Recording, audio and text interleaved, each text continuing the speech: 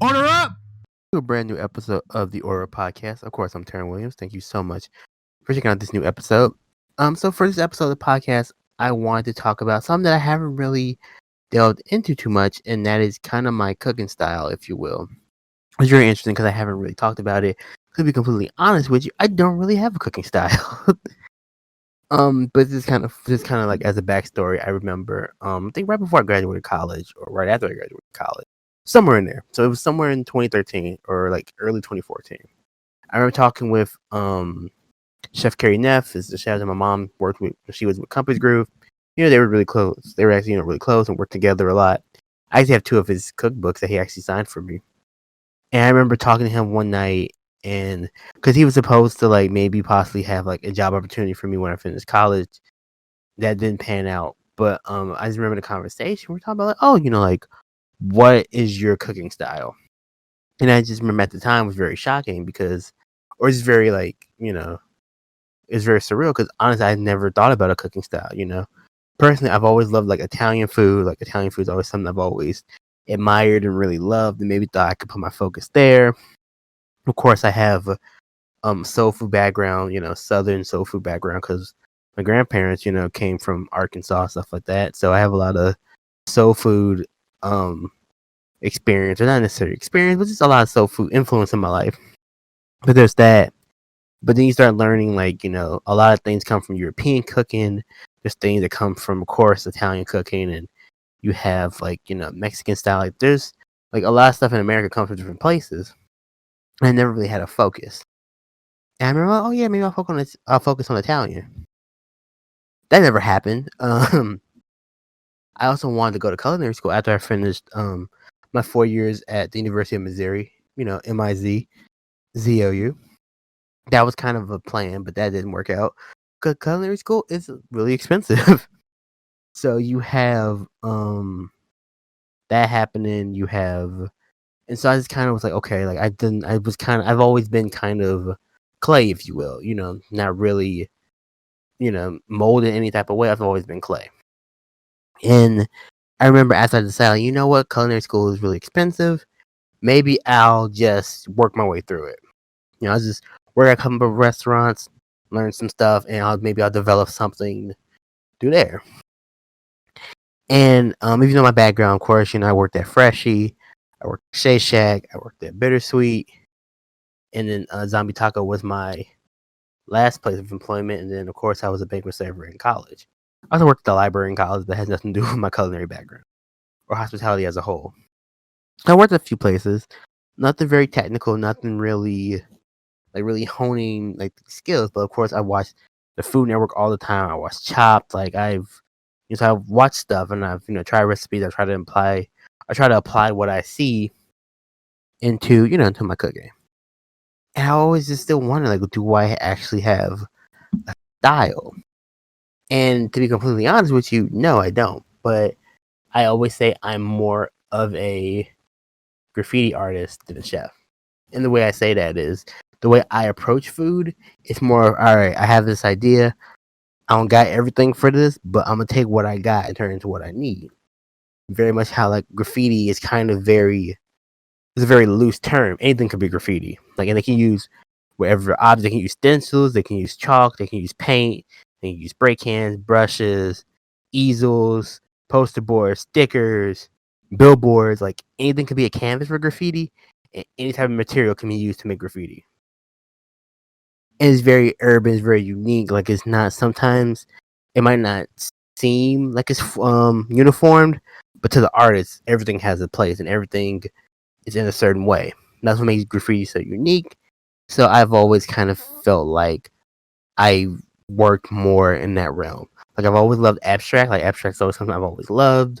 And that's kind of how my cooking has always kind of been abstract. It's never been, like I know basic rules and basic concepts and how things work and how things flow. But of course, me being me, I had to put my own spin on it. That's why you see, you saw like the spring rolls that I did. I did like the Philly cheesesteak spring rolls.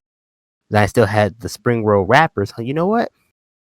I'm gonna do meatball mozzarella spring rolls.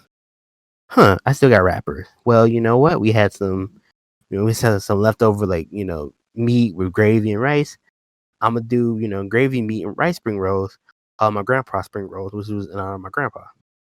And that's how I operate. I operate more in that realm of, if I have something, I got some ingredients, I can make something cool out of it. Even just a couple weeks ago when I made the banana crumb muffins, my grandma had leftover bananas. I'm like, all right, let's see if I can make something. Found the recipe. Do we have all the stuff in the house? We do. Cool, and I make it. Like, I just don't. And I blend, probably different styles. There's probably certain things I use that might be might be considered Italian. I might borrow some things from, Chinese and Asian cuisine. I might borrow some things that are Latin, Mexican cuisine. I might, of course, I have soul food roots, so there might be some soul food inspiration sprinkled in there. So yeah, I'm more of a melting pot of things, but I like saying I cook with more of a graffiti mindset. I'm a culinary artist that does graffiti with food. That's kind of how I approach my food, personally speaking. A lot of people, oh, do you do this? Like, do you make souffles? No, I don't. Will I make a souffle? Maybe, but it's not something I studied. Can you do this? Probably, but I'll probably do it my way. It's one of the reasons why sometimes even when I be at work, I'll do stuff. I'll end up doing things a little bit my way. Just because I flow a lot better like that. I don't think as much when I'm kind of freestyling it. It's also one of the reasons why I have a hard time writing recipes. Like, I always talk about, I struggle writing food recipes because I don't necessarily cook like that. Like, I can follow recipes, I can measure stuff, I can do things in a uniform way. But me personally, I like to kind of freestyle. I like kind of, tasting and going and just kind of adjusting. Because a lot of times I know what I want, textures and flavor wise. I want to be able to articulate that verbally or written, but I know what I want, and I usually can go for that. That was really funny. Like, one time I was making Kool-Aid, and my best friend was like, "Yeah, Terry, you making Kool-Aid? You ain't got no measuring cups or nothing." I'm like, "Nah, I know what I want. Like, I know what I'm looking for. I know what I'm looking for in terms of tartness. I know what I'm looking for in terms of sweetness. I can visualize. I don't need a measuring cup because I know what I want and I know what I'm gunning for, and I can add a little bit more and figure out how to get there." And so yeah, that's just kind of how I approach. I have a very different way of how I approach food. It's just how I put food pieces together. Like I said, kind of I have basic fundamentals of things, but I like having fun and experimenting with those fundamentals. Like, oh well, what if we do this and this?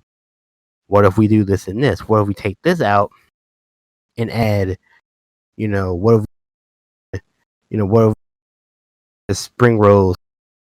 What if we do dessert egg rolls? Something you don't necessarily eat all the time, which would probably be somewhere like cannolis or something like that.